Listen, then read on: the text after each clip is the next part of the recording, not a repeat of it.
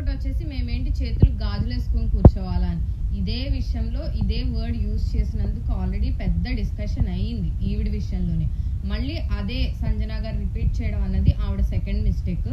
బాగా ఎందుకో మరి ఆవిడ ఫ్యామిలీని మిస్ అవ్వడం వల్ల లేదో ఏంటో నాకు తెలియలేదు, కానీ ఎప్పుడైతే తను బయటికి వెళ్ళిపోయి మళ్ళీ ఇంట్లోకి వచ్చారో అప్పటి నుంచి ఆవిడ బిహేవియర్లో చాలా చేంజెస్ అయితే కనిపిస్తున్నాయి. ఇన్ని రోజులు తన గేమ్ చాలా బాగుంది అనుకున్న వాళ్ళందరికీ కూడా ఈవిడేంటి ఇలా ఆడుతున్నారు అనుకునే ఒక స్టేజ్కి సంజన గారు వచ్చేసారు. నెక్స్ట్ కమింగ్ టు తనుజాకి కొంచెం మానిటర్ అనే ఒక ఈగో ఎక్కువైపోయిందేమో అనిపిస్తుంది నాకు ఒక పాయింట్లో. అక్కడ జరిగిందేంటో అమ్మాయికి తెలియలేదు. తనుజ దగ్గరికి వచ్చి సంజన గారు అడగటం జరిగింది, తను ఒప్పుకుంది. వెళ్ళారు, వెళ్ళి వెనక్కి వచ్చి నేను శ్రీజాతో చేపించుకోనా, వాళ్ళిద్దరు రెడీ అవడానికి వెళ్ళాలంట అని కూడా అడిగారు. చేపించుకోనంటే వద్దు నేను వచ్చి చేస్తానన్నారు. అక్కడ జరిగిందేంటో తెలుసుకోకుండా వాళ్ళిద్దరిని వెనకేసుకో రావడం తనుజ పెద్ద మిస్టేక్. అక్కడ అంత పెద్ద గొడవ జరుగుతున్నప్పుడు ఆ అమ్మాయి ఏంటి అక్కడ ఈగో, తను తినను అని చెప్పి ఫీల్ అయింది, హర్ట్ అయింది, మొహాన్కేసి ఇసిరేసింది. ఆ ఇసిరేసే యాటిట్యూడ్ కరెక్టేనా?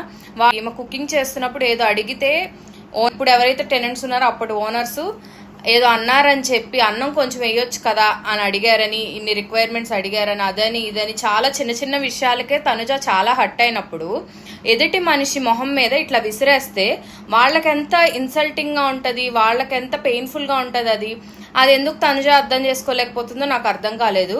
ఇక్కడ తెలివిగా ఇద్దరు దివ్య అండ్ డెమాన్ పవన్ ఎవరైతే బాగా ఆడుతున్న కంటెస్టెంట్స్ ఉన్నారో సంజన ఇంకా తనుజ, వాళ్ళిద్దరి మధ్య వీళ్ళిద్దరు గొడవ పెట్టి వీళ్ళు ఫుటేజ్ ఎక్కువ క్యాప్చర్ చేయొచ్చు అన్న ఒక యాటిట్యూడ్ అయితే నాకు అనిపిస్తుంది.